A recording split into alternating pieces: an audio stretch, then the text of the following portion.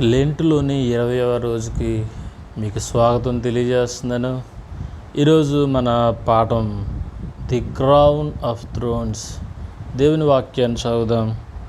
యోహాను సువార్త 19వ అధ్యాయము 2-3 వచనాలు చదువుదాం. సైనికులు ముండ్లతో కిరీటమును అల్లి ఆయన తల మీద పెట్టి ఊదా రంగు వస్త్రం ఆయనకు తొడిగించి ఆయన వద్దకు వచ్చి, యూదుల రాజా శుభమని చెప్పి ఆయనను అరచేతులతో కొట్టిరి. పిలాతు మరలా వెలుపలికి వచ్చి, ఇదిగో ఈయన యందు ఏ దోషమును నాకు కనబడలేదని మీకు తెలియనట్లుగా ఈయనను మీ వద్దకు వెలుపలికి తీసుకొని వచ్చుచున్నానని వారితో చెప్పాను.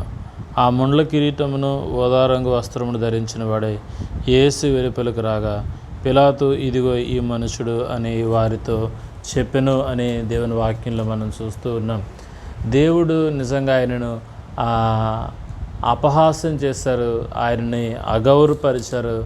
ఆయన సింహాసనమును అధిష్ఠించడానికి ఆయన ఈ భూమి మీద ఒక కిరీటాన్ని ధరించాల్సి వచ్చింది.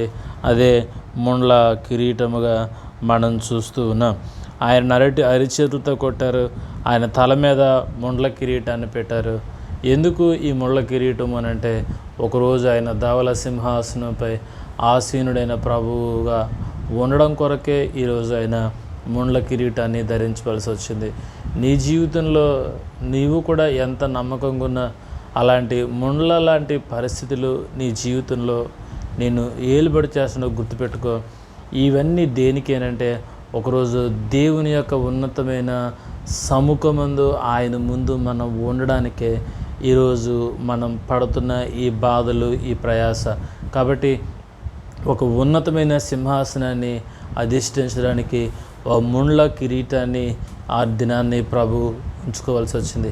కాబట్టి ప్రియమైన వాళ్ళారా, ఈరోజు ఏదైతే నిన్ను వేధిస్తుందో, దేని చేతైతే నువ్వు బాధపడుతున్నావో, ఇవన్నీ దేని కొరకు అని అంటే, ఒకరోజు నిన్ను ఉన్నతమైన క్రీస్తు సింహాసనంపై నిన్ను ఆసీనులుగా చేయడానికే ఈ శ్రమలన్నీ. కాబట్టి వీటన్నిటిలో నమ్మకంగా ఉండండి.